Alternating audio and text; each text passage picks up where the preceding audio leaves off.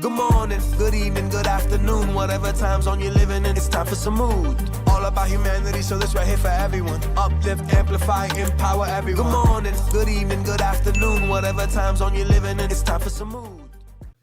On today's episode of the Sumúd Podcast, we uplift, empower, and amplify writer, activist, and political commentator Phyllis Bennis.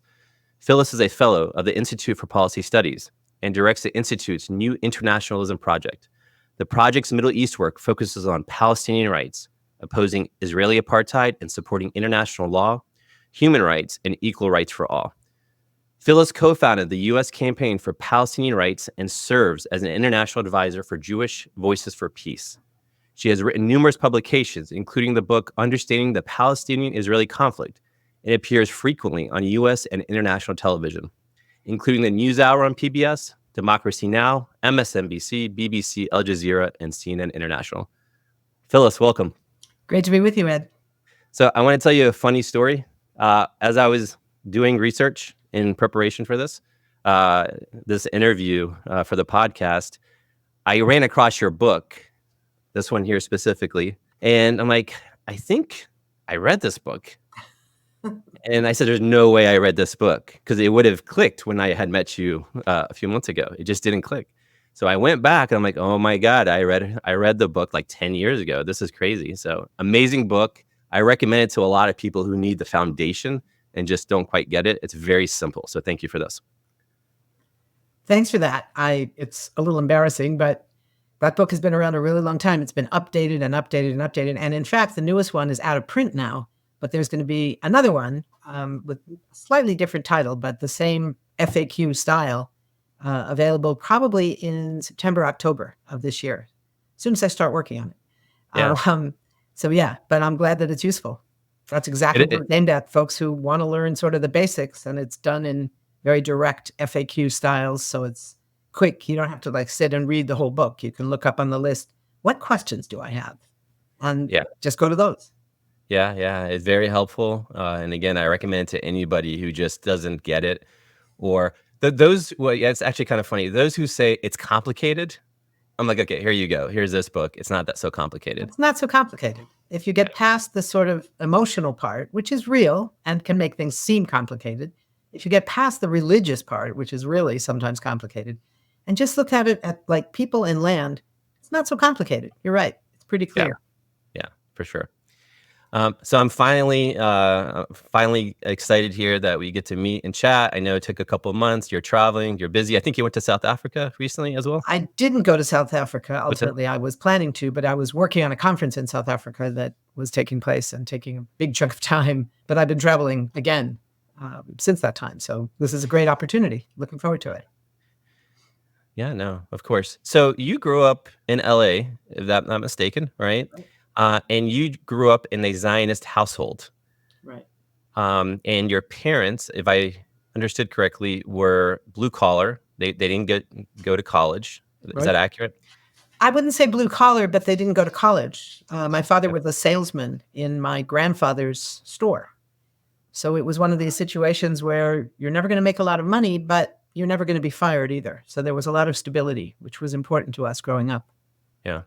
And Zionism, was it more from, how was it inculcated into the family? Was it just, here's what we know and believe this? No, it really wasn't at that level. It was the synagogue, the temple that we went to. We were Reform Jews. A lot of the identity of being Jewish at that time, this is in the 50s and into the 60s, the identity was bound up with Israel far more than it was with God, right? So we didn't even talk about God, really. We didn't do a lot of the ceremonies and stuff. But we went to Sunday school. That was a lot about Israel, although it had some of the other stuff. And for me, this was sort of a choice as I was growing up in junior high and high school. The temple was where I found my friend group. That's where I hung out rather than kids at school. So that became a really important part of my life, just in terms of the social realities of what I was doing as a young kid and as a teenager. Zionist youth camp, working as a youth group leader, all that stuff, and never really thinking about it in any kind of a critical way. And it was the kind of Zionism that was not the sort of extremist version of, we should kill all the Arabs. Arabs, Palestinians simply did not enter the equation. They didn't exist in my understanding of things. And it was all about the heroism of Jews who had survived the Holocaust, establishing this new country and making the desert bloom. We sort of bought into that because there was no alternative understanding of what Jewish identity could be. And it's so interesting now because I see these young Jewish kids growing up now with so many choices that we never had about what does it mean to identify as a Jew. For me, identifying as a Jew meant you identify with Israel. What else was there? And now kids are growing up thinking about Israel-Palestine as a racial justice issue, especially the young people who, we might say the justice generation, who came of age politically in 2020 in the era of the George Floyd protests and see Palestine now through the lens of racial justice, including the Jewish kids who grow up with that. And it's such an extraordinary thing. So you see Jewish Voice for Peace, which has doubled in size just in the 8 months of the horrors going on in Gaza, which I assume we'll talk about later. You see organizations like Students for Justice in Palestine and other youth groups that involve young people of, Black kids, Arab kids, Jewish kids. I shouldn't say kids, young people. Yeah. Young people. I think maybe I'm old enough to say kids. But for me, you're a kid, right? But it's very, it's a very important shift in how young people grow up in this country with a wide range of views. And the polls kind of, they sort of bear that out. And it's one of the reasons I think that so many of the traditional legacy Zionist organizations, at least the ones rooted in the Jewish community, it's a little bit different in the Christian Zionist movement, but in the Jewish community, the traditional Zionist organizations are really running scared. It's part of the reason why there's been such a crackdown on Jewish critics of Zionism, particularly young ones, particularly students who are so vulnerable. It's because they're worried they're losing the young generation. And they're right. They're right to be worried. One of the recent polls back in 2021, I think it was, maybe 2022, just in the last couple of years, a poll taken by the Jewish Electoral Institute was checking the opinions of Jews across the country. And what they found, and of course, this is only a snapshot, but when snapshots and polls start to show a pattern, then you take it seriously. And what that poll showed was that 25% of American Jews thought Israel was an apartheid state. And 38% of young Jews said that. So that was kind of extraordinary. I mean, I was shocked when I saw that poll. I knew we had been working really hard to provide education, provide ideas, to challenge people, to bring people along. But I had no idea there had been that much success of this wide movement. And it turns out, a lot of people were changing their minds. It had become a partisan issue where, something that AIPAC and other organizations like that always struggled to make support for Israel a bipartisan consensus in Congress. That was the goal. And as of now, whatever else it is not bipartisan and it is not a consensus. So you have, these polls indicating massive shifts between Republicans and Democrats, between who's on what side, who sees the Palestinians as having justice on their side, whatever you might think of particular things Palestinian groups are doing or saying, and a tiny percentage in the 20s among Democrats who think that Jewish Israelis or Israel as a Jewish state plays that role. So it's an incredible shift that we've seen just in the last 5 to 10 years. Yeah. You said you called it Reform Jews. Just for our audience, can you give a quick definition of what that means? Sure. In the U.S., there's basically 4 branches of Judaism. There's Orthodox Judaism, which is the most religious, the most careful in following all of the traditional requirements, keeping kosher, a whole host of things like that. Then there's the one in the middle that's known as Conservative Judaism, which follows some of the rules, not so much others. Then Reform Judaism is the liberal version, where people generally don't keep kosher. don't spend all day Saturday and Friday night in prayer, are just less religious. It's a much more secular version, and it's by far the biggest in the U.S. Reconstructionism is a newer branch of Judaism, which is quite small in the U.S. But Reform Judaism is by far the biggest, although Orthodox is the one that's growing. That's where you do see people. And again, I think at least part of that is because there's this fear of losing Jewish identity. And so that's where you do see a lot of growth these days. Yeah. And I think I watched a video or an interview, so just tell me I'm crazy if I'm wrong here, but You're crazy and you're wrong. There you go. My wife would agree with you 100%. I think I think it's for the 67 war, I think your family as Zionists kind of blindly raised money to help with that war. Yeah, it was not only my family. This was something that was sort of something that young Jewish kids across Los Angeles and in every major city of the country, that was our job, was raising money to help Israel win that war. It was this sense of heroism, this, the image of plucky little Israel going up against 5 Arab states, none of which was true. Number one, Israel wasn't all that plucky. But the myth about the 5 Arab states wasn't true either. Only 2 of them actually ever fought. So this was something that was, I think for those of us who were young teenagers at the time, it was something we took for granted. And it was only later, thinking about it, I realized, what does this mean? That, you have people all over the world, Jews all over the world, raising money for a state, for a government across the world to fight against those who were trying to reclaim their land. And we certainly didn't understand it that way. But I remember being at the Hollywood Bowl at some star-studded gala of fundraising for, Hollywood Says Yes to Israel. I don't know what it was called, but some version of that. And we all had these big buckets that we ran up and down the stairs of the Hollywood Bowl, filling these buckets with checks and cash from everybody and running them back to the people who were counting it. And it was all about raising money for Israel. Even as little kids, we had these little banks, little dime banks. And every time we had a dime, we would push it into these little banks. And they were designed to plant trees in Israel because we were making the desert bloom, right? And there was never any talk about who lived there before. Who was there before European Jews flooded into the country? There were Jews, historically, going back thousands of years, but tiny, tiny numbers of ultra-Orthodox Jews in a few little communities, never more than about 10,000.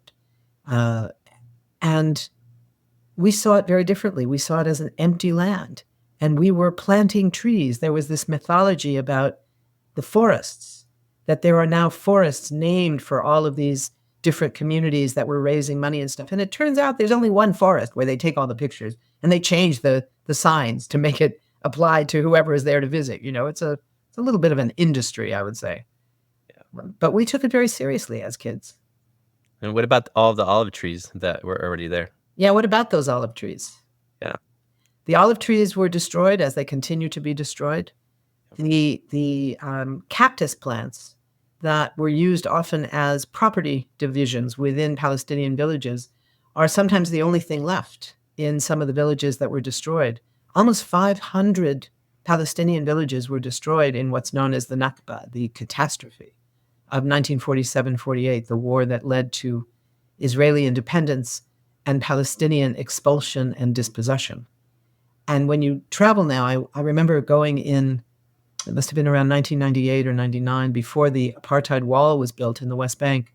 And when you could still, despite checkpoints and other kinds of repression against the Palestinians in the West Bank, you could drive through the West Bank. You could go from Israel into the West Bank and indeed into Gaza. And I remember going with a group of high school kids from Dheisheh camp, one of the refugee camps outside of Bethlehem.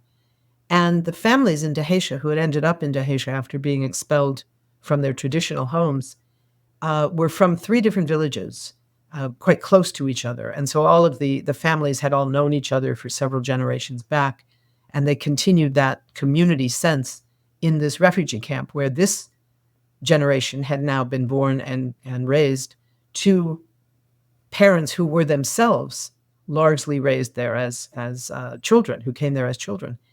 And we went to those 3 villages to see what remains today. And these students, these high school students, they were extraordinary. They took me to show me where in these 3 villages, in each of the villages, their own families had lived. And they could point to it. They said, that was what was my grandmother's house. And that was my grandfather's shop in this village. And there's nothing left except the cactus plants that were designed to demarcate small plots where the houses were, and a little bit of the mosque that was left, just the spire of the mosque. And these kids had gone back there over and over again with their grandparents to do oral histories with their grandparents and take them to have them show them exactly where these stories happened. And it's how they kept that story alive. It's how they kept their own history alive. It was an extraordinary experience. Yeah. Thank you for sharing that. And I hope everybody really appreciates that sort of illustration you created for them of that experience, because it's difficult to hear. As a Palestinian, it's just difficult to sometimes hear. So I just want to go back a little bit, and I hope we'll cut this out. I hope I'm not aging you or anything like that. But I think I remember reading that you grew up in the McCarthy era. Is that correct? I was alive in the McCarthy era, but I was not a conscious being. I was sort of born into the McCarthy era. Okay, got it. So I don't remember it personally. I have a lot of friends who were affected by it. Who, my college roommate was the daughter of a Hollywood screenwriter who was blacklisted and was forced into exile. Her family grew up largely in Europe because they couldn't live in the U.S.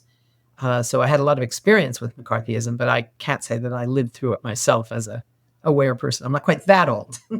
I was asking more to sort of juxtapose that era and the current era that we're living in right now, and if you see any similarities, and if so, what? Absolutely. We've been talking about this a lot at my institute, that what we're seeing right now looks like how the McCarthy period seemed to have started, that people espousing a certain set of politics are immediately suspect.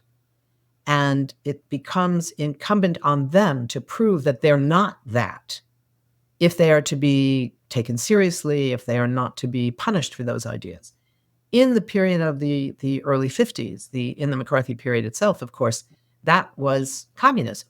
If you were a communist, if you were a, quote, fellow traveler, meaning a supporter of communism who didn't happen to be a member of the Communist Party, you were suspect for those thoughts, for those ideas of what you supported, what you thought the world should look like. That could be a crime. It could be the basis for being deported. It could be the basis for losing your job. It could be all kinds of terrible things. Now, what we're seeing is the use of the false claim of anti-Semitism in that same way. So that if you are accused of being an anti-Semite because you criticize Israeli practices, which is about a state, it's not about a religion. Israel can call itself a, quote, Jewish state.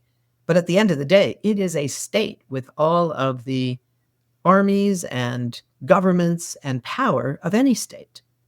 In fact, a lot more than a lot of states. But in that context, this weaponization of the term anti-Semitism to discredit any criticism of Israel has meant that people are facing the possibility they will go through life known as an anti-Semite, despite it having been proven, whether it was in a campus hearing of some sort that proved, no, you were not anti-Semitic at all. You were criticizing Israel, and that's a First Amendment issue. That's not about anti-Semitism.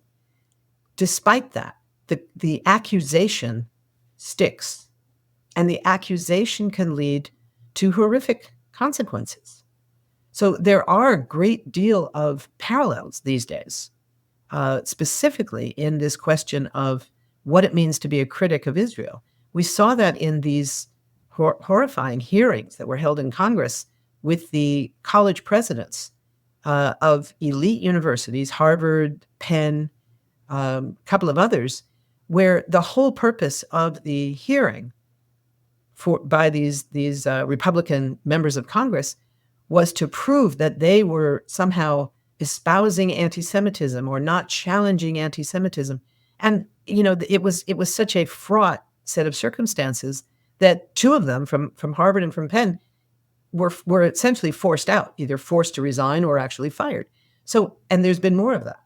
So you have this extraordinary level of weaponization of this kind of language, along with legal shifts. So you have in 30 states now some kind of either pending or existing legal positions that would either criminalize or at least make, how should we say, consequential in a negative sense, any support for the BDS movement, boycott, divestment, and sanctions, which is a long-standing nonviolent call from Palestinian civil society that began in 2005 to say, this is our call to the world. This is how you all can help us fight for our liberation by putting pressure to bear on Israel, economic pressure, academic pressure, cultural pressure, all of these nonviolent means to force Israel to stop its violations of international law.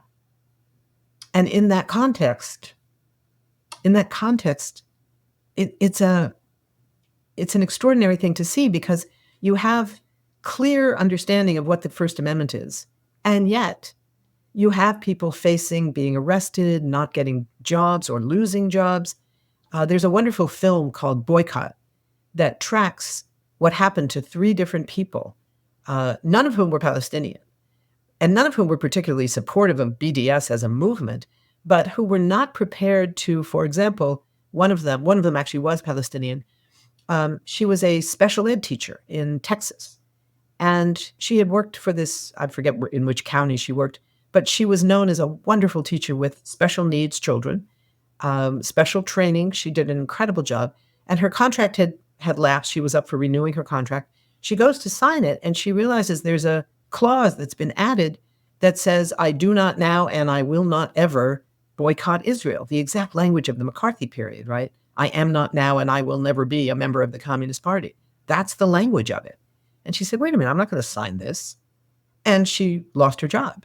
And she challenged it in courts, and eventually, retained her job. But this is what we're dealing with. And some of this is being made worse right now because of something called the IHRA definition. The IHRA is the International Holocaust Remembrance Association. And it is just what the title says it is. It's an educational operation that does some good work educating about the Holocaust. Some years back, for reasons still unknown, they decided that there really needed to be a clear definition of anti-Semitism, as if we didn't know what it was, right? I mean, anti-Semitism is pretty clear. It's hatred of Jews because they're Jews. That pretty much covers it. It can take different forms, whatever, but that's not so hard to understand. We don't need new definitions. But they said, no, we need a new definition. So this guy who worked there, a guy named Ken Stern, wrote this definition, and the definition was basically that. It was 1 or 2 sentences that basically said hatred of Jews because they're Jews. The problem was he then attached to that definition about 15 examples of what that anti-Semitism could look like. And of those 15 or so, half of them were not anti-Semitism at all. They were various versions of criticizing Israel. Israeli practices, Israeli state, the racism of the Israeli laws that discriminate by law against non-Jews, all of those things.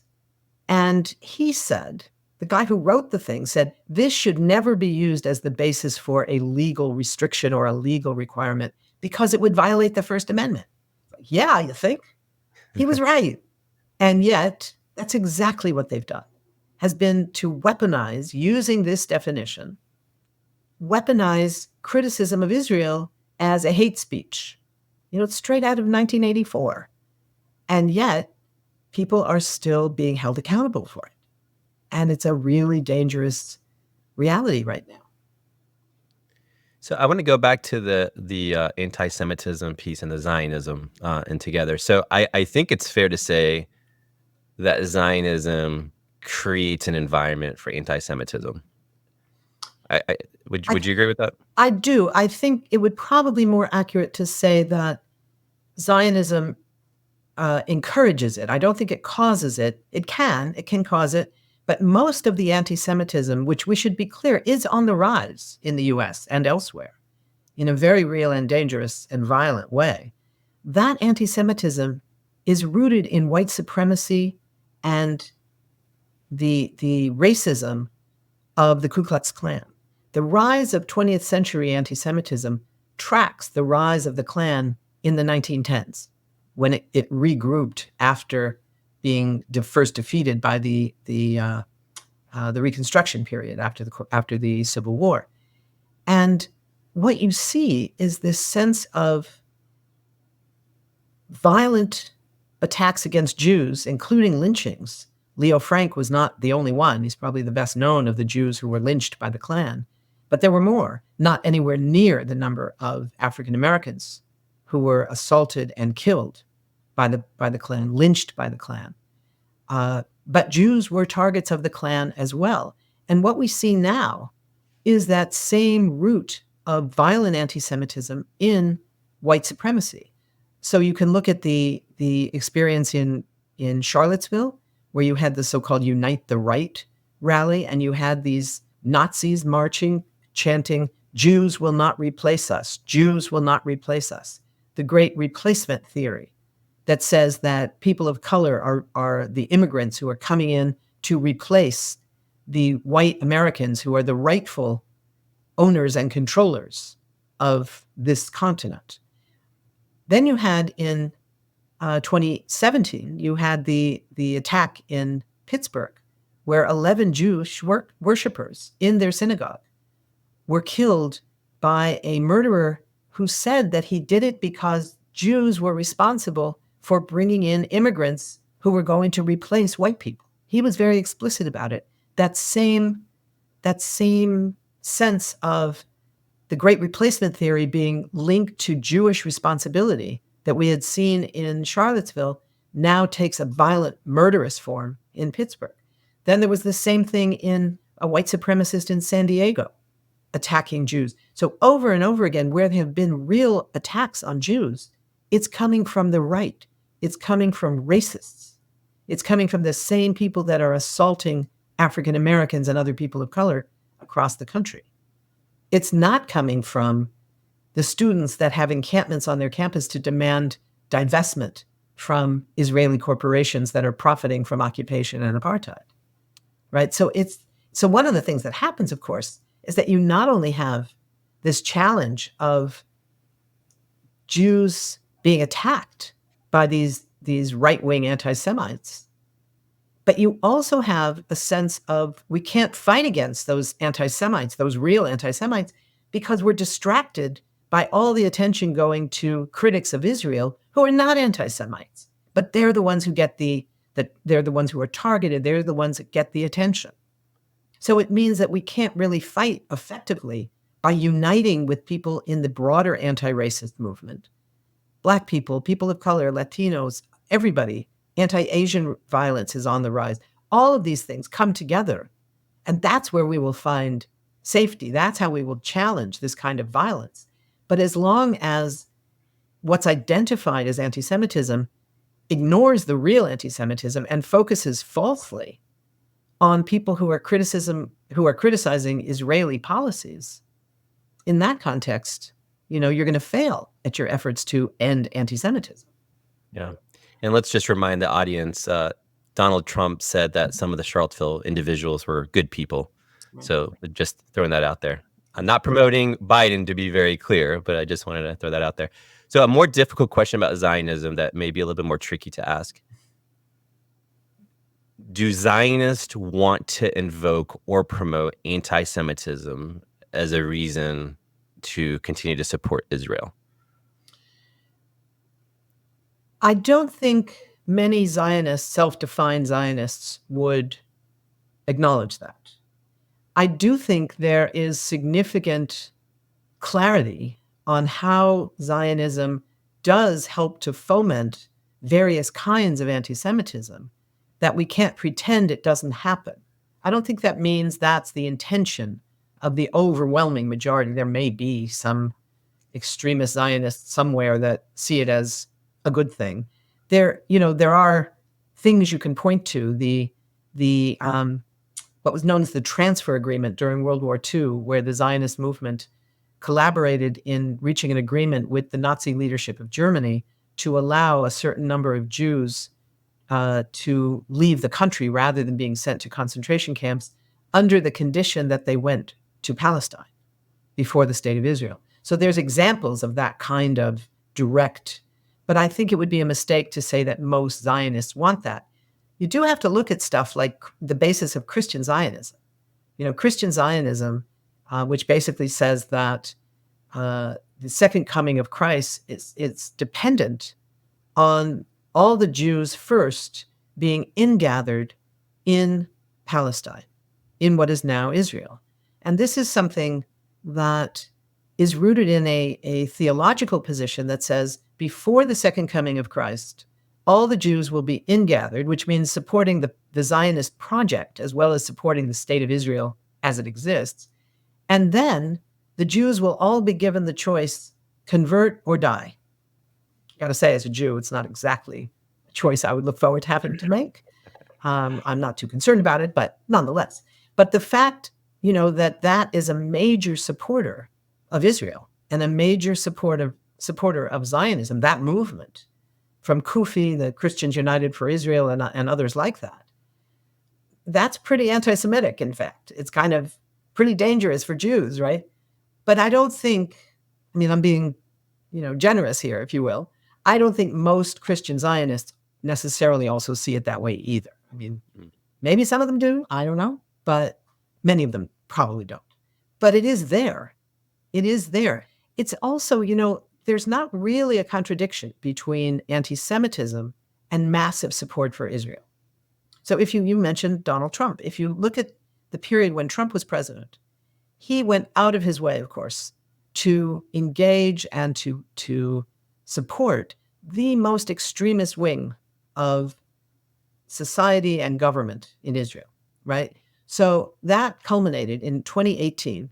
He goes to Israel and announces a string of policy shifts, all of which were the demands of the most right-wing forces within Israeli society, starting with moving the embassy from Tel Aviv to Jerusalem.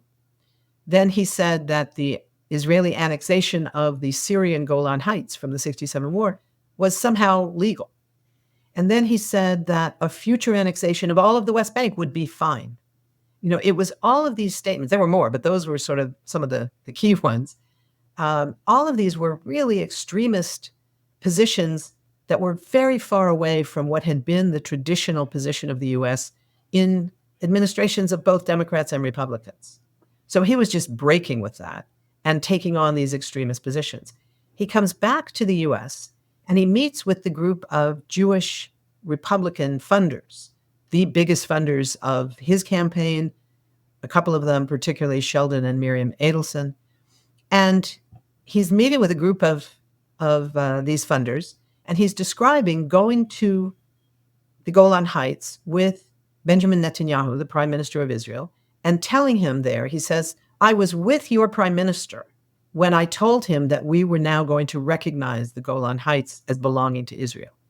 And not one of those Republican Jewish donors raised their hand and said, sorry, Mr. President, he's not our prime minister. We're Americans. We don't have a prime minister. You're our president. We're not Israelis. There was no one who said that. So this distinction about, well, their real loyalty must be to Israel, that old anti-Semitic trope, came out of the mouth of the biggest supporter of Israel and of Zionism that we had in the White House. He then goes on, he looks out again, and he points to the Adelsons. And when he's talking about Jerusalem, where he talks about moving the embassy, and he says, Sheldon and Miriam, I did it for you. Those were his words. And nobody was like, oh God, why would he say that? That's like proving this notion that, the rich Jews are controlling everything, this anti-Semitic trope. And who's saying that? Donald Trump. So supporting Israel and supporting anti-Semitism can go together. Is it true that Zionists lobbied Truman not to let Jews in as well? Yes and no. I think that the Zionist lobby, which existed, of course, before the State of Israel, just never had all that much power until much later. There were among them forces who said that there should be a way of encouraging Jewish survivors of the Holocaust who had either survived because they got away or they somehow survived in occupied Europe, that they should go to Palestine. The reality was that it was only after the Holocaust that support for Israel as a, quote, Jewish state became a majority position among the majority of Jews. It had never been. It was always a minority position. But after the Holocaust, when so many who had survived, either they had escaped or survived there, they didn't want to go to Palestine, what was then a mostly agricultural, not very westernized part of the world.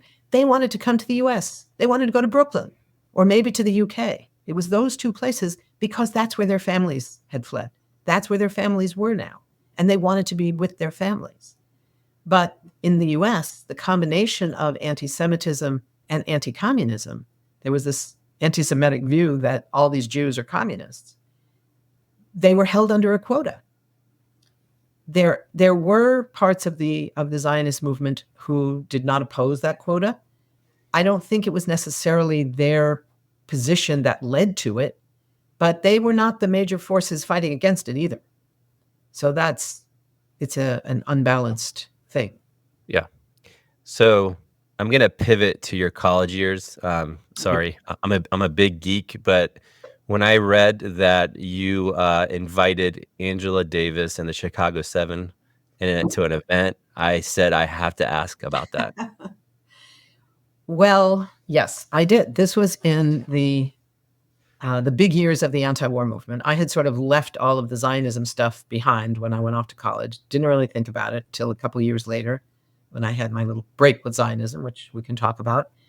But as a student, I quickly became completely immersed in the anti-war movement, Students for a Democratic Society, all of that stuff. I was in school at the University of California at Santa Barbara, which was a kind of small campus. It wasn't at the center of any of these movements. But we had all of them still going on. The Black Student Union had occupied the computer center demanding ethnic studies classes and had won their demand. That was a big issue on campus. Student rights was a big issue on campus. And the war in Vietnam was what hovered over everything. So in 1970, when Nixon invaded Cambodia, the campuses across the country exploded. And at that time, we had in the semester before that student body elections. And the coalition of SDS, which was the anti-war group, the Black Student Union, and the Latino student group, whose name escapes me at the moment, the three together ran a united slate that won all the positions. And what none of us knew, I was very young. I was, 17, 18 years old or something. And I was sort of following along in this movement that was so incredible. We didn't know that when you win student body elections, with that comes a bunch of committees that you're also now responsible for, and some of them have a budget. So we passed out the committees to various activists. So I was given the lectures committee. There wasn't really a committee. It was just me. And it had a $10,000 budget, which at that time was like really a lot of money. And I was like, okay, now what am I supposed to do? Well, I guess I'm supposed to bring people to speak. And who did people want to hear? They wanted to hear from people like Angela Davis. They wanted to hear from the defendants and the lawyers of the Chicago conspiracy trial that was mesmerizing people across the country. So that's what I did. I invited lots of them. There was a guy from the French student movement of 68 who was now in the US for some reason. I think maybe he was in exile from France. I don't really remember. I invited him to come to speak, and we used the money for plane fare to, get people to Santa Barbara. So yeah, I did that. Yeah, that's very cool. And it was a great opportunity to meet a lot of amazing people. Yeah. No, for sure. I wish I would have been there, honestly. I think that would have been an amazing experience. It was an incredible time. You know, it's funny. I have a number of friends of my own generation who are maybe 2 or 3 years younger than me. And as adults, you know, it never even comes up. It's not an issue, except when we talk about our college years and our introduction to the movement or any part of that, because it turns out that being in college in 1968 was a changing experience all over the world. And that was right when I started college. I was in high school in 68 and then I started college. So I made it by a teeny bit. And it seems that matters in terms of how people grew up in a certain way. So it was, you're right, an incredible moment that was different than any other time. It wasn't obviously the only time of great upheaval and great protest and amazing movements, but it was one of those for sure. Yeah. So that's where you sort of got your anti-war spirit or anti-violence spirit. It was in those college years, correct? Not necessarily anti-Zionist at that point, but just mainly No, anti-war. no. Yeah. I mean, I would say that some of that happened before.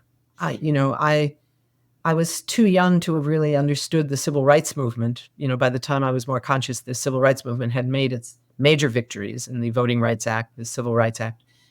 So I knew about them, but something that I've thought about since then, one of the moments, the moments of horror and moments of glory, if you will, of the civil rights movement was the murder of the 3 civil rights workers in 1964. And they were murdered in Mississippi. And it was 2 white civil rights workers and 1 black. And we knew their names, but that was really all. It turns out that the 2 white guys were Jewish. And I didn't know that until a few years ago, 3 or 4 years ago, maybe 5 years ago. And I thought, isn't that a strange thing for Jews who were in fact very committed to a version of humanitarianism and civil rights and anti-racism, although it was flawed by our lack of understanding of Palestine. It was, the number of Jews among the white kids who were involved in the civil rights movement, Jews were disproportionately represented. That was true in all kinds of social justice movements. It was true in the Communist Party. It was true across the board. And yet, we never learned, or at least in my Sunday school and all of that, we never learned that the 2 of the 3 of these extraordinary, brave young people who had given their lives for the civil rights movement were Jewish. I mean, what a great model they would have been for us as kids to hear about that. Yeah. And we didn't learn that. Yeah. Well, hopefully we're learning that now. I think we're all learning a lot more now.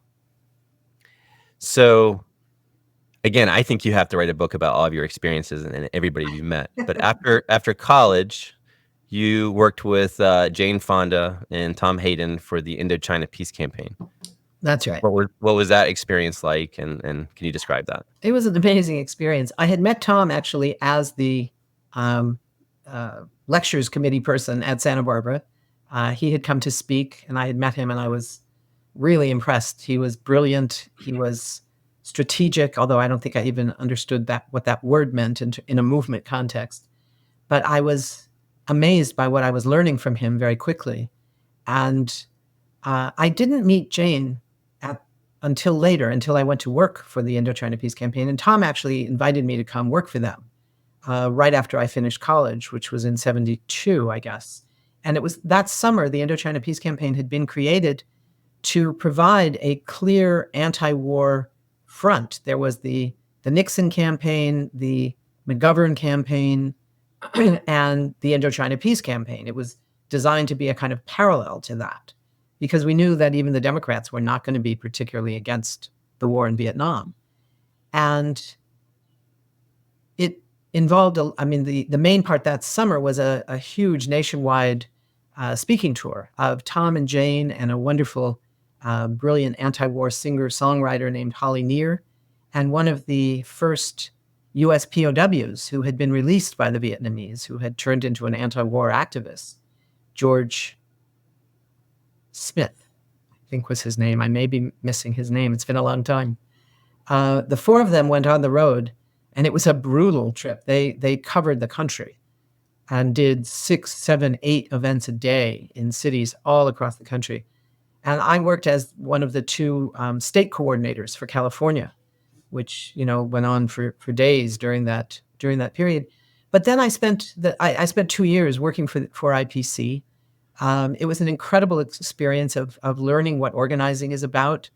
I've stayed in touch with Jane. It's been delightful working with her in the last couple of years in a movement that she created along with the leadership of Greenpeace that was called Fire Drill Fridays.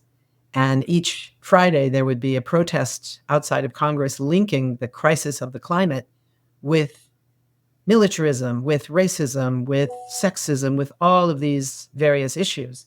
And in all of those, the Thursday night beforehand, there would be a teach-in, and the next day there would be a protest in front of Congress with demands that were both about climate and whatever the other issue was. So I worked very closely with Jane around the militarism one, along with Ben and Jerry's of Ben and Jerry's. So we did the teach-in. We helped speak at the protest the next day, and it was just a wonderful, wonderful experience. She has been such a heroine to so many people around the world, and actually in her 80s now, taking on new campaigns, writing a new book. Jane is just extraordinary. I don't think I recognized all of that as a, whatever I was at that point, 20 or something. I was enthralled. She was a movie star who had done all this amazing political stuff too. So it wasn't easy in a sense, but I learned a huge amount, particularly about the need for learning about the country where you're trying to stop a war by your own country. I had never really thought about that before. Mm-hmm. And it meant that we had study groups among the staff of IPC, and we studied Vietnamese poetry and the history of Vietnam. And we read voraciously about Vietnamese ideas and theories of war and why they were fighting, what they were fighting for. So that was an extraordinary experience, and I learned a great deal from it.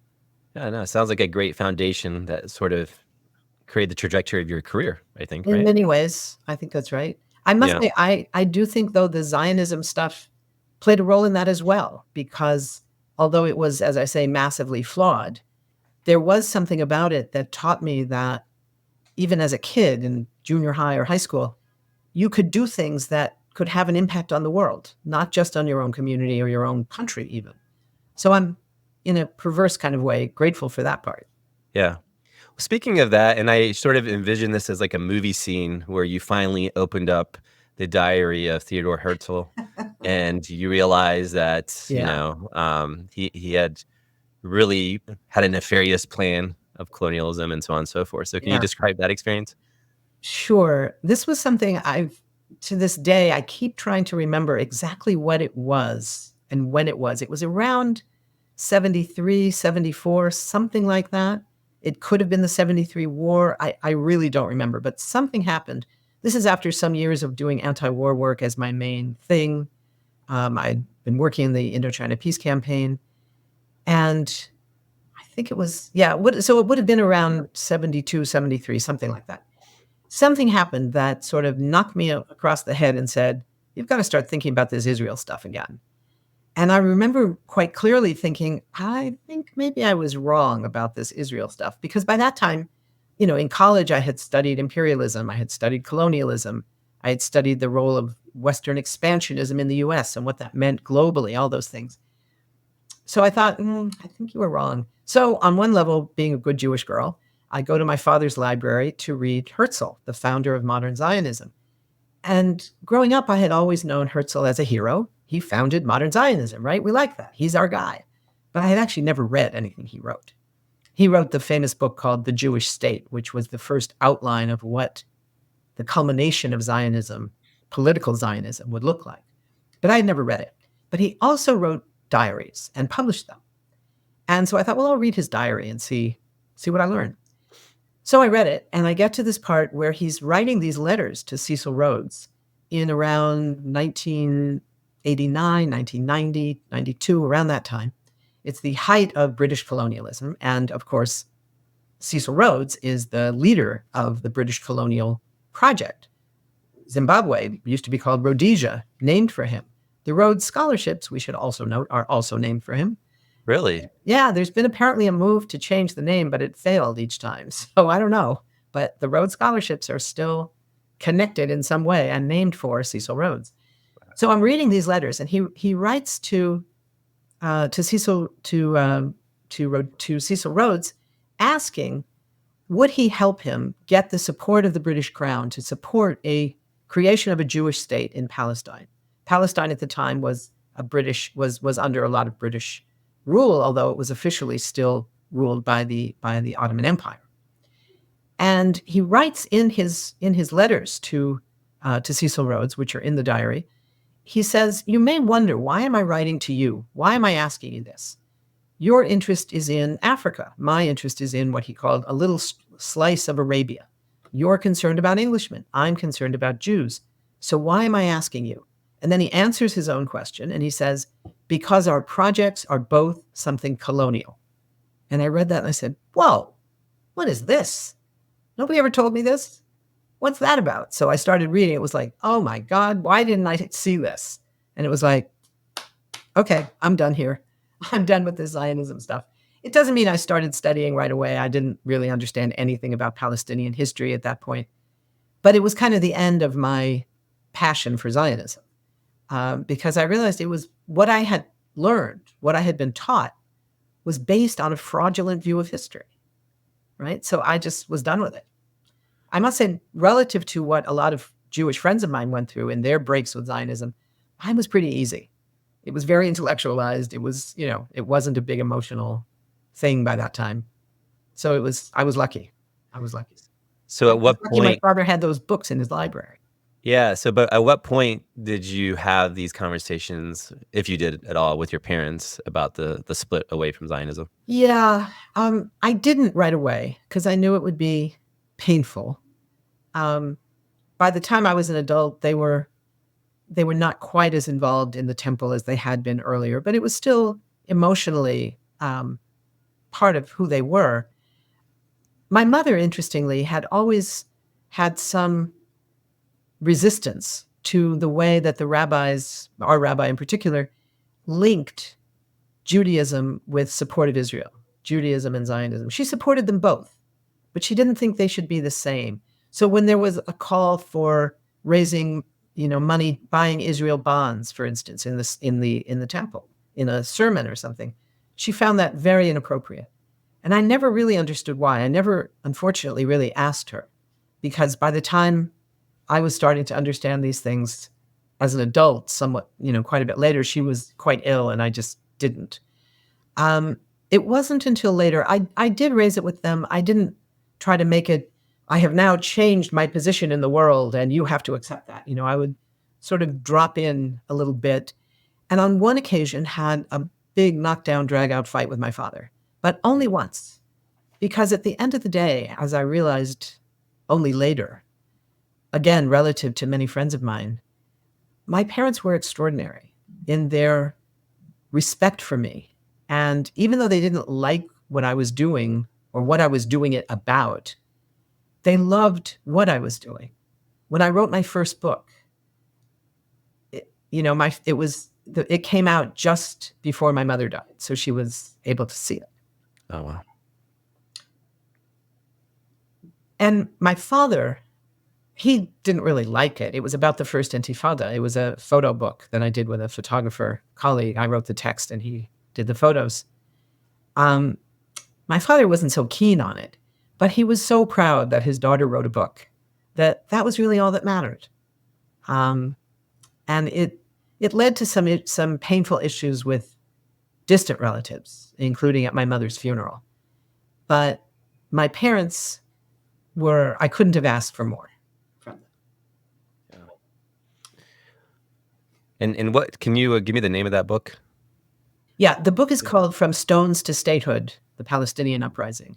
It came out in 90, I guess, 80, 89, 90, something like that. But it's been out of print for a really long time, and it hasn't been reprinted. It's a lovely book, I think, because it's really not my words. It's my sort of quoting the Palestinians that we met all over the West Bank and Gaza at the height of the first Intifada, which was such an extraordinary nationwide mobilization, overwhelmingly nonviolent, overwhelmingly engaging women and children and elders in whole new ways. So it was an amazing opportunity to work on it and to write it. It was a great opportunity. Yeah. So was that around the time, was that before or after you worked with the National Lawyers Guild? Because I think you were part of a delegation with Yasser Arafat's team, if I believe, to...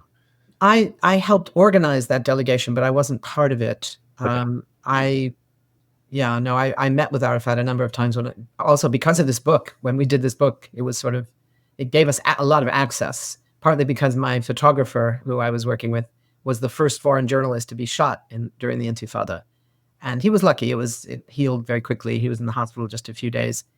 But as a result, the Sahafa Amerikiya, the American journalist, was suddenly famous all over the occupied territories. And we were invited everywhere to see everything, and also invited by the PLO to attend the Palestine National Council in Algeria when the state of Palestine was declared in 1988, which was extraordinary. That was some years after I had worked for the Guild. But it was in working for the Lawyers Guild that I was, for the first time, forced to become a quick study in Palestinian history, because the Guild was one of many organizations that suddenly was under a huge internal challenge because of younger people wanting to take positions in support of Palestinian rights, and an older generation that were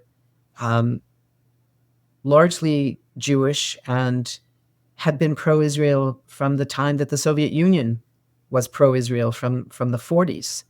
The founders of the Lawyers Guild, which was founded in 1937, and these were amazing people, the older generation. When I think back how we dissed them badly, the younger people, I cringe. These were heroes. These were people who fought in Spain, fought against fascism in Spain, came back and went to law school and created what was the first multiracial bar association in the country. It was the first bar association that allowed Black lawyers to join. And they were the ones who represented the Rosenbergs and went south with the Freedom Riders to get them out of jail. That they were incredible. And we didn't recognize all of that, I'm afraid. But there was a big fight over that. And to their credit, none of them left the organization. So that was something. But that was years earlier. Yeah. So can you describe your experience with Yasser Arafat, his personality, especially we have an eclectic audience, very young, very old. Yeah. Well, I would say no, I can't describe him and his personality because I didn't know him well. I met him in passing several times. It was always in very public arenas where this was not anybody I knew. So no. Okay. I would say that it is important for folks who are younger perhaps, and Arafat died in 1994, just to know that he was a very complicated figure in many ways, but he was the one Palestinian leader of the modern era who had managed to bring together the three sectors of Palestinian life: those who had remained in what is now Israel, the few who were not expelled in 1947 and 48, those living under military occupation in the occupied West Bank and Gaza and East Jerusalem, and those in the far-flung diaspora, many of whom were stateless refugees still living in refugee camps in countries surrounding the area, and others living around the world, maybe who had gotten citizenship somewhere else, so they're not technically a refugee, but they are still exiles from their homeland, not able to go back, not able to reclaim their land. And in that situation, obviously the needs and the urgencies of the various components of Palestinian life and Palestine were different. And Arafat was the one who was able to unite them into this thing called the PLO, the Palestine Liberation Organization. And it had its factions, it had left and right factions, and some were more committed to militant struggle and some less so. So there were lots of differences, but they all operated within this framework of the PLO as a whole. And in the period when I first started doing real work on Palestine, which was in the mid to late 70s, and then on into around the period of the Oslo agreements in 1993 and 94, the big demand of the international movement and the demand of Palestinians themselves was to recognize the PLO as the sole legitimate representatives of the Palestinian people. Because before that, they had been spoken for by various Arab governments that really could care less about Palestinian rights, but found it convenient in building local support for themselves by claiming to support the Palestinians. And the Palestinians had no voice because they didn't control their own land. So that was a huge accomplishment in a very, very difficult political environment. There were all kinds of challenges, all kinds of oddnesses, shall we say, about how Yasser Arafat functioned. But those things that he managed to accomplish have never been matched, I would say, by those who followed him. And he died, I believe, under siege, right, in his compound in Ramallah. He was under siege. Yeah, I can't remember if he actually died during the siege or right after, but he had, right up until he died, he was under siege. This was in the period around the time of the Oslo Accords were underway, but the position of the Israeli authorities, the military authorities during the first Intifada, even though it was overwhelmingly nonviolent, led to an extraordinary escalation in repression. So there were curfews imposed in some cases for weeks at a time, where it was a shoot to kill curfew, 24 hours a day, with every 3 days, there might be a 2-hour window where people were allowed to go out to get food and back in their homes. It was a brutal time. There were the establishment of checkpoints on the roads, both permanent ones and temporary ones. They called them flying checkpoints because they would just appear somewhere. And suddenly the drive, say, from Ramallah to Jerusalem, which would take 20 minutes, it's almost like a suburb, suddenly took 3 hours because there was now a permanent checkpoint that every car had to be examined, and the papers of everyone in the car had to be checked. And Israeli soldiers, who were generally 18, 19, 20-year-old kids with rifles, had absolute power over every Palestinian trying to move. So it was a very, very hard time. And in that context, the headquarters of the PLO in Ramallah was put under siege. And it was for days, it was for more than a month, as I recall, that no one was allowed in or out during that time. And that was the time of Yasser Arafat's death. So, some would say murder. I read or watched a special, I think it was on Al Jazeera, about poisoning, I believe it was. There were allegations. I don't think they were ever confirmed. I don't think they were ever qualitatively proven not to be the case. There were some mysteries.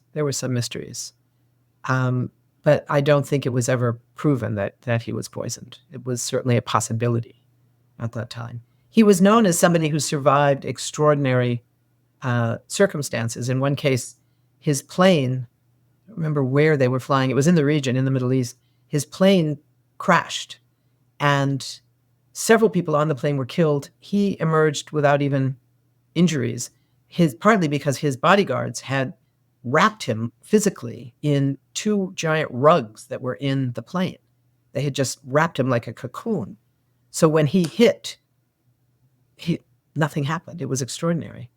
And it, of course, helped the mythology that he had 9 lives like a cat. But eventually, he didn't.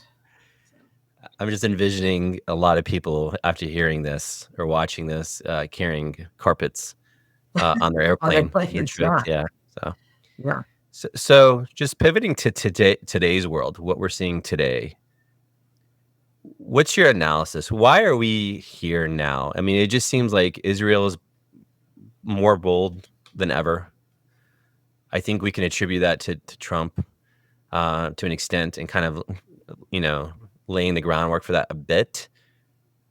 I think, and these are my words, there's this odd obsession with Biden, with Zionism, and supporting Israel, even if it breaks any international law. How do you digest all of this? Yeah. I think the first part of your question, why is all this happening? Why is Israel willing to do all this? The two words that come to mind are United States. It's been the U.S. policy, at least since 1967. One could argue way before that, but I would say since 67, with the rise of what's known as the special relationship. There has been a history of not only billions of dollars in military aid. That goes back. Israel is by far the largest recipient of aid of any country since World War II. And if you consider that it's been, most of that period, it's been one of the wealthier countries in the world, and it's a tiny country, that just seems weird on its face, right?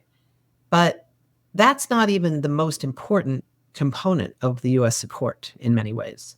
In many ways, I would say that the most important support beyond the money and the weapons has been the political protection.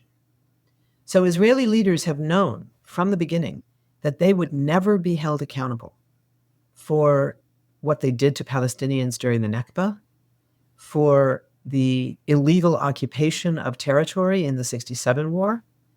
You know, the Resolution 242 at the United Nations, which ostensibly is supposed to be about ending the 1967 war, has the language that says it is prohibited to obtain territory by force.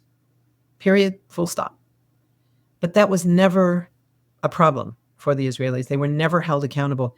At the time the war began, you know, this was a war of going after the last 22% of historic Palestine that had remained after the Nakba.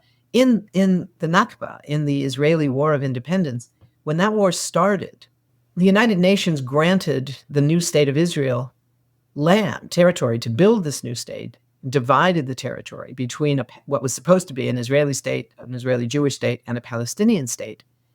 The Israeli state was given 55% of the land. Palestinians, not surprisingly, viewed that as profoundly unfair because at that point, Jews of what would be the new state were only 30% of the population, and they owned only about 6% of the land. So being given 55% of the land was really unfair. So not surprisingly, they rejected it. The Palestinians were given the shreds of what was left. When you get to 1967, what was left was not the idea of 45%, because in that war, in 1947-48, by the time the war was over, the Israeli state didn't just have the 55% of the land they had been promised. They now controlled 78% that they had just taken by force of arms. The Palestinians were left with 22%. So in the 67 war, that's what was at stake. What's going to happen to this last 22%? And what happened was the Israelis took it. They took it and they've occupied it ever since. And yet they've known that they were never going to be held accountable for that violation of international law, seizing territory by force, holding territory by force. None of that was ever something for which they were held accountable. And only now, because of what South Africa did at the International Court of Justice on the specifics of the genocide that's being committed in Gaza, but also because it was the first time that a country of the global South challenged the idea that these institutions like the United Nations, like the International Court of Justice, could be used by formerly colonized countries. That South Africa, that had lived under apartheid for so many decades and now had reemerged as a rainbow nation with all of the problems it still faces, we shouldn't have any illusions, but they were prepared to use that stature to say, we're going to bring Israel to trial here. That was a huge shift that had never happened because the U.S. was always prepared to protect Israel, to use its veto in the United Nations Security Council, in the General Assembly, to use its economic power, its diplomatic influence, to threaten other countries, and say, if you vote this way, you will pay a price. You will pay a price. And they knew that was true. So they didn't.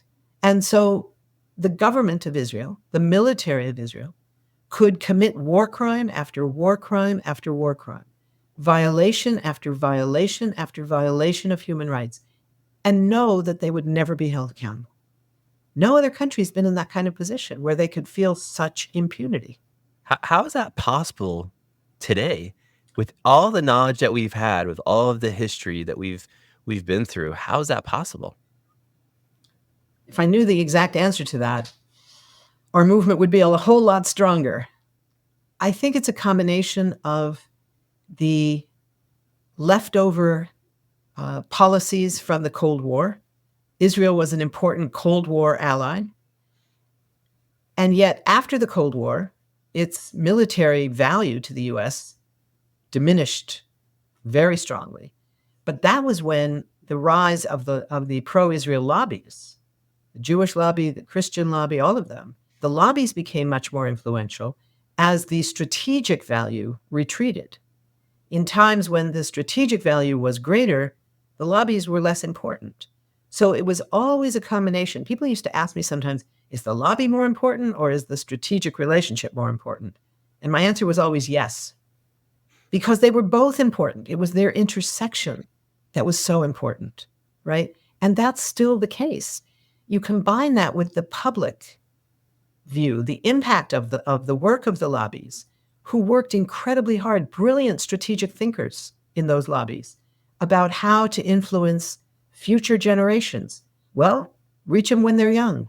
Develop not just a curriculum that quite brilliantly, age-appropriate, teaches about the Holocaust, and often includes in that the rise of Israel as the answer to the Holocaust, but at the same time make sure that those same school boards that are implementing the curriculum you've developed about the Holocaust are never allowed to develop a curriculum about other Holocausts, about the genocide in Rwanda, about genocide in Cambodia, about any of these places around the world, about the genocide against Native people in the United States. And if you make sure that that's never taught in the same way from grade 1 in age-appropriate ways right through high school, and the only one that's taught that way, that's the problem. It's not the teaching about the Holocaust is the problem. It's about prohibiting, by persuasion, by other kinds of pressures, making sure that only the history of the Holocaust is taught. That creates a whole new generation every 10, 15, 20 years who has the same vision of Israel as our friend, our democratic ally. And what you said about Biden, I think this is what we've learned, is that Biden talks constantly about his meeting with Golda Meir, then the prime minister of Israel, in 1974, right after the 73 war. And she convinced him about the value of Israel. I've talked to two different people who both use the same gestures to say it's as if Biden sees cupped in his hands democratic Israel, this precious jewel of a country who we are obligated to protect, and nothing that Israel can do now. Its existence as the strongest military power in the region, its nuclear arsenal, and its threat to use it, none of those things change that. None of those things change that. So it's almost as if, in this instance, the issue of AIPAC is not that important. The issue of votes is not that important. Even the threat of losing the election, which Biden now faces. He could be the first U.S. official, the U.S. candidate of any office, not only president. You know, I always thought, I think our whole movement thought for years, no one could ever lose an election by being too pro-Israeli. Joe Biden might turn out to break that mold, to be the first one who could lose an election because of his refusal to abide by what his own party wants, to change his policy on Gaza, to enforce a ceasefire. He's talking about a ceasefire. That's great. It's clear he's hearing what people want, but he's not doing what he has to do to make it real, which is to stop sending the weapons. You know, Ed, on the day that the 7 humanitarian workers from the World Central Kitchen were killed, it was in that particular group, only one of them was Palestinian. The others were from Western countries. But nonetheless, it was a huge, horrifying tragedy. And President Biden described how his feeling when he heard about it. He said, "I'm heartbroken." But only 3-4 hours later, the same day, he signed off on another hundreds of millions of dollars worth of arms to Israel to continue doing what they were doing. And that's what our movement faces today, is an incredible movement with the students on their campuses building encampments and negotiating, sometimes successfully, with the administration to demand new negotiations over the possibility of divesting from corporations profiting from Israeli apartheid. We're seeing huge protests in the hundreds of thousands in Washington and demonstrations every day all across the country. We're seeing open letters from the staff of the State Department, the staff of members of Congress coming out and saying, we can't do our job. My favorite was the White House interns. You know, these are the most ambitious kids in the country. They all want to be president, right? And they write a public letter saying, we are not the leaders of today, but we aspire to lead. And we cannot imagine that with you carrying out this policy. We see resignations of political appointees and civil servants from the State Department, the Department of Education, from Homeland Security, everywhere. People are stepping down and saying, we can't do this. President Biden's wife is saying, just stop it, Joe, just stop it. That's what he says. God knows what she said in private. That's how he reported it. But with all of that, what seems to be the only thing controlling Biden's position is his view of precious little Israel that never really existed, but if it ever did in somebody's mind 40 years ago, it certainly doesn't now. And we have the International Court of Justice, including the U.S. judge on the International Court of Justice, confirming that for us. We had Abed Ayoub, the American Arab Anti-Discrimination Committee executive director on, and he was very clear. Biden has to lose. He has to lose for us to really prove that we can make an impact. He has to lose to possibly slow things down as it pertains to what's happening in Palestine. Do you agree? I don't think Biden has to lose. I think what he has to do is change his policy of supporting Israeli genocide against the Palestinians of Gaza. He doesn't have to lose. He has to change his policy. But does he care enough? Because clearly he's not caring. And you know, I've been around Washington for a long time now, and I'm not sure. I think I've given up. I'm not even sure, but I think I've given up on the idea that most politicians make decisions based on what they care about. They make most decisions, not all, some care a lot, but most make most decisions based a little bit on how they care about things and how they see the world, but mostly on how they think their voters will vote for them or not vote for them, how their funders will fund them or not fund them, or fund their opponent. So there's all those factors that are involved. I don't know what Biden thinks. I have no idea. I've never met the man. I've never talked to him. I don't know anybody who knows him personally. I think I'm at least 4 or 5 degrees of separation. But I have talked to some people who are close to people in the room, and they're saying they don't know either what is really going on with this. They mostly are saying, and the ones I've talked to pretty much confirm, this is Biden personally making the decision. This is not AIPAC putting the squeeze on. This is not Secretary of State Tony Blinken convincing him of some foreign policy thing he has to do. This is Biden as Biden. Some of his advisors agree with him. Some of them don't. Apparently, some have tried to convince him otherwise, but then probably, I assume, stopped because at some point, when the principal is rejecting what you suggest, you don't keep suggesting it until they fire you. You stop at some point. I don't know who has that influence with him. I don't know what they are saying to him that is or isn't persuading him. I do know we can tell he is hearing the voices of the students in their encampments. He is hearing the voices of 400,000 people in the streets of Washington in November and again in January, demanding an end to U.S. support for genocide. I know that he's hearing the voice of the president of the International Court of Justice reading that finding that Israel is plausibly committing genocide. And I know he's got lawyers who know what the Genocide Convention says, that among other things, the obligation of every signatory state, every state party to the Genocide Convention is obligated, not only the ones carrying out a genocide, but all of them are obligated to do as much as they can, whatever they can, to stop it. That means he's violating the Genocide Convention himself. He could be brought up on charges in the International Criminal Court. Is he thinking about that? I don't know. I don't suppose it's likely, but that's a true statement. And he's not yet absorbing that. If he's hearing the words, they're not yet sinking in. And I just don't understand how he was okay with the Trojan horse using the port. Yeah. If he knew, how could that possibly be? I would guess that if I were trying to pull a stunt like that, I certainly wouldn't tell him. I wouldn't tell anybody more than I needed to tell. Somebody found out is more likely. Yeah. I doubt that this was something that went up the chain of command. But it doesn't matter. Those in command are still responsible. Whether they knew or not, they should have known. It should not have been possible for this to happen.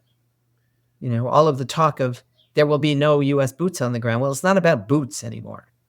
It's about much more than boots to determine a U.S. role. What's your take on that, though? There are clearly boots on the ground with American. There are clearly boots on the ground. I'm just saying that when you claim that as somehow evidence of something, it doesn't work. Because one, there's plenty of boots everywhere. And it's not just about boots. It's about what are we providing in terms of the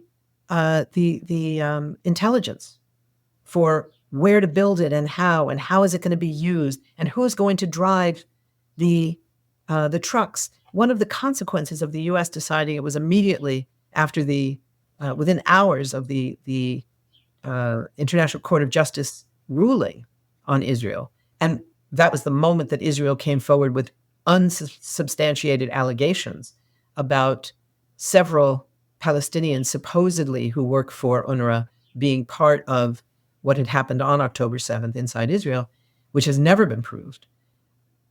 But making that statement, the U.S. immediately responded by saying, we are going to defund UNRWA. And one of the consequences is there's nobody left who has the capacity to get material from any pier or anywhere else to the people who need it inside Gaza. They're saying now, there's another announcement yesterday, we're going to be delivering more aid to Gaza. Oh, great. And exactly what's going to happen to that aid? What are you going to do with it? One imagines they're going to say, well, this is what they said early on. We're going to make sure we give it to other legitimate humanitarian organizations. Perhaps it will be the World Food Program of the UN and UNICEF, the children's program. Well, the problem is, number one, UNICEF and the World Food Program together have a staff of 70 in the Gaza Strip. UNRWA has 13,000. You tell me if you can match that. The other thing is the World Food Program just announced 2 days ago, they're canceling their work right now because their teams are not safe. They're being attacked. They're under the Israeli bombs. So they can't work right now. So there is no one who can get that alleged food or water or whatever it is they claim they're bringing on the port or anywhere else into Gaza. There's also this perverse narrative that there's a focus, I would say, on we need to protect women and children and totally forgetting about the men, as if every Palestinian male is a part of Hamas for some reason. Exactly. And it's hugely problematic. I mean, we do know that of the civilians being killed, which is the overwhelming majority, disproportionately those civilians are women and children, not least because they have now admitted that their strategy for going after individual members of Hamas who they are targeting directly, not dropping the big bombs, but dropping the slightly smaller bombs aimed at a particular place where that person is, They don't go after them when they're in their cars or on the street. They go after them in their apartments because they're easier to reach that way. Why? Because it's the middle of the night, it's dark, they're sleeping, and they are surrounded by their families, their wives, their children, their babies, their elders, their grandparents, all of whom die. So why are we surprised that the majority are civilians? Because for every one Hamas person who may or may not even be the person they're looking for, there are 4 or 5 or dozens or hundreds of Palestinians who are not anywhere near Hamas, who happen to be the children of somebody in Hamas, or who was in Hamas, or who once wrote a Facebook page that said, Hamas is kind of an interesting organization, and maybe that's enough. Yeah. But whatever it is, it's killing civilians, and it's a violation of international law. And it's impacting folks in the West Bank as well, right? Absolutely. Yeah. Absolutely. So if you could briefly just go over the importance of what's happening with the UN, because there are a lot of individuals that are sort of monitoring the situation. They hear that Israel is being brought to court. They hear ICJ. Does it all matter? Is this going to have an impact? Yes, it does matter. And what impact it has, I don't think we know yet. I wrote a book a very long time ago during what was considered the era of multilateralism during the Clinton administration in the 90s that was called Calling the Shots, How Washington Dominates Today's UN. And it was, at that time, destroying much of the potential of the UN to do what it was supposed to do, to end the scourge of war. That's how the Charter of the United Nations begins, in order to end the scourge of war. It followed World War II. But to do that, you have to make sure that what you're doing, for example, in the Security Council, which is the smaller group, the least democratic part of the UN, but the most powerful part. It has 5 permanent members who were the 5 victors of World War II that have a veto over any decision that gets made in the Security Council. So the Security Council is the only part of the UN whose decisions are considered binding in international law and who have the right to authorize the use of force under Chapter 7 of the UN Charter. But as long as you have the US in there, in the context of the Middle East, you're never going to be able to, for example, send police to protect Palestinians on the border. No, can't do that because the US will veto that in a minute. So then you go to the General Assembly, which is the, shall we say, the democratic part of the UN. It's not really democratic because when you have, say, China or India with more than 1 billion people has 1 vote, and one of the small island states, say Nauru, which has about the same population as my neighborhood of Washington, maybe not as many, it's not exactly democratic, but it's as close as we get. It's 1 country, 1 vote. There, the US doesn't have a veto. Nobody has a veto. So you can pass all kinds of things. What doesn't happen is something that automatically is implemented. The problem is, of course, the Security Council resolutions are also not immediately implemented. There needs to be separate arrangements to implement them. But in the General Assembly, there's a whole lot that can be done. And if we look at the example of what happened in the 1980s with the South African anti-apartheid movement, the General Assembly played a huge role.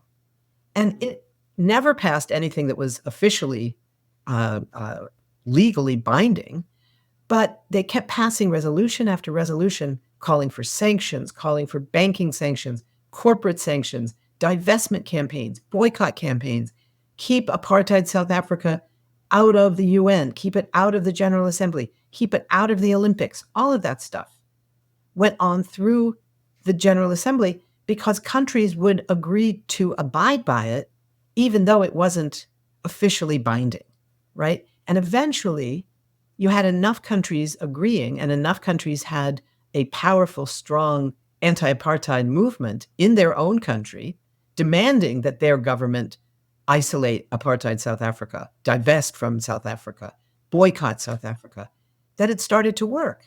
And suddenly you had so many countries doing that, including US allies, that eventually the US agreed and the Congress voted to impose sanctions. And yes, the president at the time, Ronald Reagan, vetoed it, but there were enough votes in the Congress to override his veto. And the US finally began the process of serious sanctions against South Africa. That exact same thing could happen against Israel.